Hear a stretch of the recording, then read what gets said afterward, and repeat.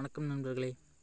இன்றைக்கி இந்த வீடியோவில் எதை பற்றி பார்க்க போகிறோன்னா கால்சியம் சல்ஃபேட், அதாவது ஜிப்சம் நிலக்கடலை வயலுக்கு போகிறத பற்றி தான் பார்க்க போகிறோம். அதோடய பயன்களை பற்றியும் பார்க்க போகிறோம். ஜிப்சம் கடலக்காய் போட்டதுலேருந்து 40லேருந்து 70வது நாளில் போடணும்.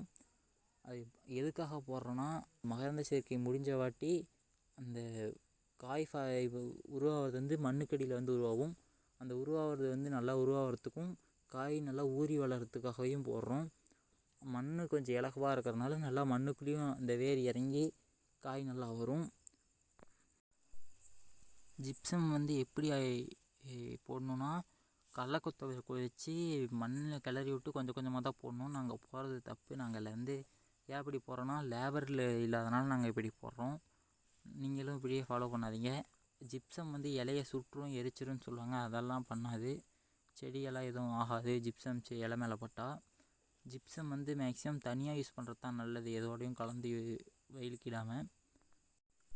ஜிப்சம் கால்சியம் அதிகமாக இருக்க சாயில் போட தேவையில்லை.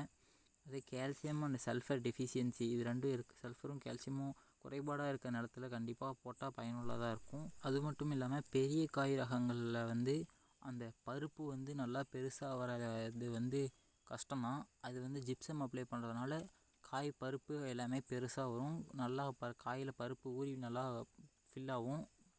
நல்லா வளர்ச்சி இருக்கும். இந்த வீடியோவில் எதாவது சொல்லாமல் இருந்தாலோ எதாவது தப்பாக இருந்தாலோ நீங்கள் கமெண்ட் செக்ஷனில் கமெண்ட் பண்ணுங்கள். நிலக்கடலை தொடர்பான நிறைய வீடியோக்கள் நம்ம சேனலில் போட்டிருக்கோம். நீங்கள் தெரிஞ்சுக்கலான்னா பாருங்கள். இந்த வீடியோ உங்களுக்கு பிடிச்சிருந்துச்சின்னா லைக் பண்ணுங்கள். வேறு யாருக்காச்சும் தெரிஞ்சுக்கணும்னு நினச்சிங்கன்னா ஷேர் பண்ணுங்கள். உங்கள் சப்போர்ட்டாக சப்ஸ்கிரைப் பண்ணுங்கள். நன்றி.